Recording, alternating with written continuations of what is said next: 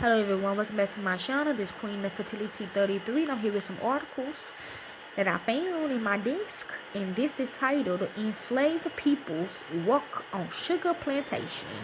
Okay, when I was younger, my grandma always talked about this woman named Sugar. I realized after her death, I am Sugar. Okay, and sugar is actually drug dealers, okay, in this world, okay. Also, sugar do got cocaine in it, okay. Sodas got cocaine in it, okay. Anything white got cocaine in it, okay. So let's begin.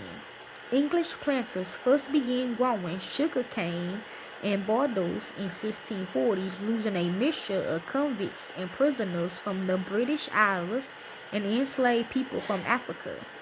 Sugar aquaculture was very profitable, and it quickly spread throughout the Caribbean into Louisiana and Mississippi in North America.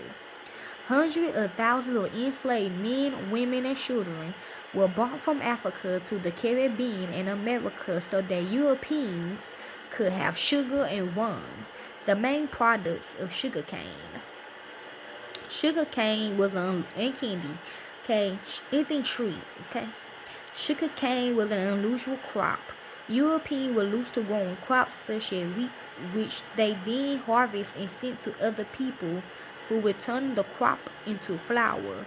But on Caribbean and American plantations, enslaved laborers had to do everything.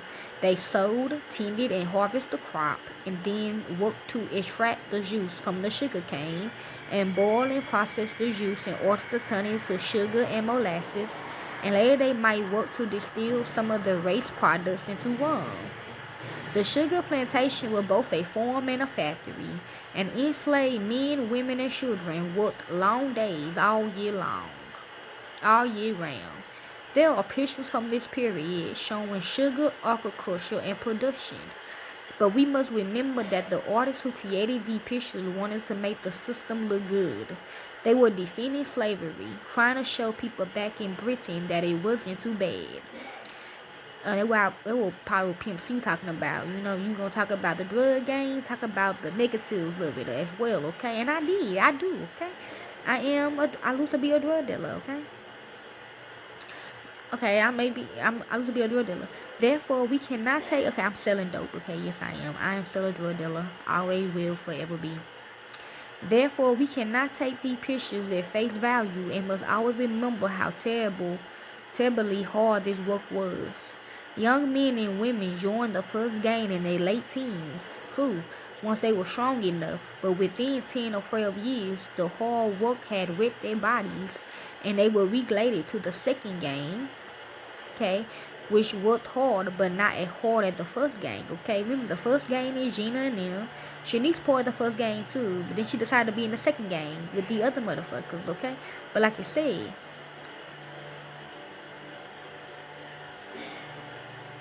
the second gang, which worked hard but not as hard as the first gang. After perhaps 20 years in the second gang, a person now about 40 years old will appear old and worn out, and will join other old people and young children in the third gang, called the grass gang, okay, which is now, which weeded the crops and gathered weed and grass as feed for animals. Right owners and overseers watched over all of the processes, and enslaved drivers also organized work. Overseers and drivers had whips, and they used them to force enslaved people to work harder. Okay? In the early summer, I did tell y'all they get drug dealers a lot, okay? They either kill them, they come back though, or they just like to get them. Okay, I know a lot of boys, I know a lot of guys that I rescued were like drug dealers. In the early summer, the first and second gangs prepared the field for planting, turning over the soil with hoes. Then in the late summer and early autumn, the first gang will plant the sugar cane, often lose the cane holding process. William Clark, Planting Sugar Cane, 10 Views in the Island of Antigua, London, 1823, courtesy of the John Carter Brown Library at Brown University. Yes, my family do own that school. Cane holding was back-breaking work. First gang slaves marked out squares of between 4 and 6 feet square. then dug out each square to a depth of 6 to 9 inches. They used only hoes, not spades, making this work even harder. A first gang slave was expected to dig out between 60 and 100 squares each day, which involved moving as much as 1,500 cubic feet of soil.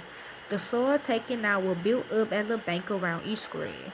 2 young sugarcane plants were then planted in each hole, and first and second gang slaves then carried huge baskets of animal manure on their heads to the squares, placing significant manure around each plant.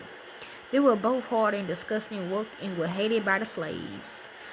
Okay, remember they were slaves at first, okay, but we tried to make them like that, but one large basket of dung containing as much as 80 pounds of manure was significant for 2 holes, 4 sugarcane plants. 1 acre of sugarcane plants might require as much as 1.25 tons of manure. In the Caribbean, reeds grow quickly, and if left alone, they will quickly shrink and destroy other plants and crops. Ooh, okay?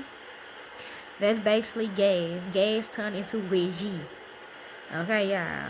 So, don't say Reggie ain't weed. Yes, it is. It's just old weed.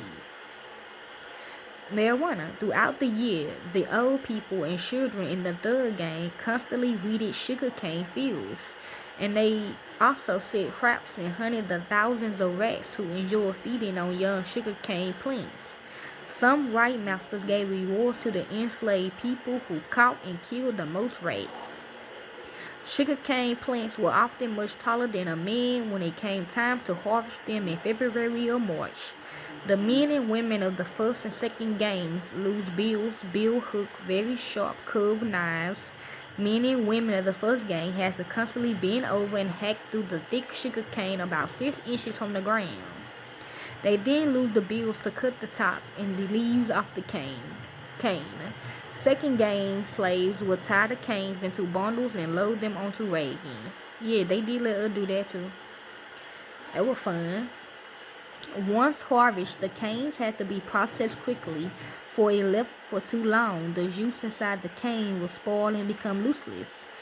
As a result, during harvesting and boiling season, February to April, the slaves of the first and second gangs worked harder than ever. On large plantations, the sugar mill and boiling house worked through round the clock, 24 hours a day, 6 days a week.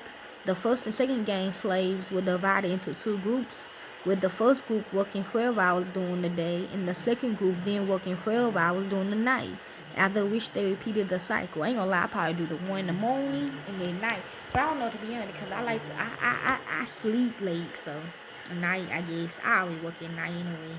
I mean, I can work 24 hours if I can, because I can do that. I know how to work all night without going to sleep.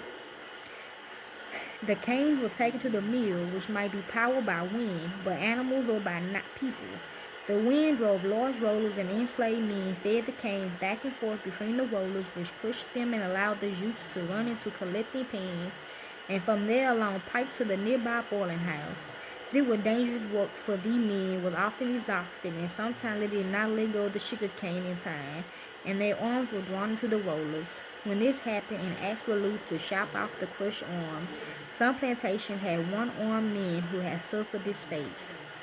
The juice ran down into the large holding tank in the boiling house. From there, it ran into the larger copper vat or bowl, and fires below the bowl boiled the sugar juice. Skilled men and women stood at a boil, basically by crack, okay, and skimmed off the top. The boiler, a highly skilled slave, decided when the juice had been sufficiently reduced and purified, and he didn't allow it to be louder into the next. Yes, they would. They would let us have some. Slightly smaller. Ain't gonna lie, we could probably choose that over anything else. I ain't gonna lie, I was fucked up. I ain't gonna care. I had to be down. You gotta be fucked up in you in that situation. Slightly smaller copper vat, where this process began again. This happened 4 or 5 times, and with each transfer, the cane juice became thicker and darker. Okay, not that long. Okay, by the end of the process, 1 gallon of the original cane juice might produce about 1 pound of muscovado, similar to fine brown sugar. When the cane juice was in the final vat in the boiler, decided when it was about to crystallize, okay, so milk, at which point he tempered it with lime juice and transferred it to an on-heating cooling vat. One properly cooled it was transferred to clay pots, and then several days later, holes in the bottom of these pots were removed and molasses drained out of them.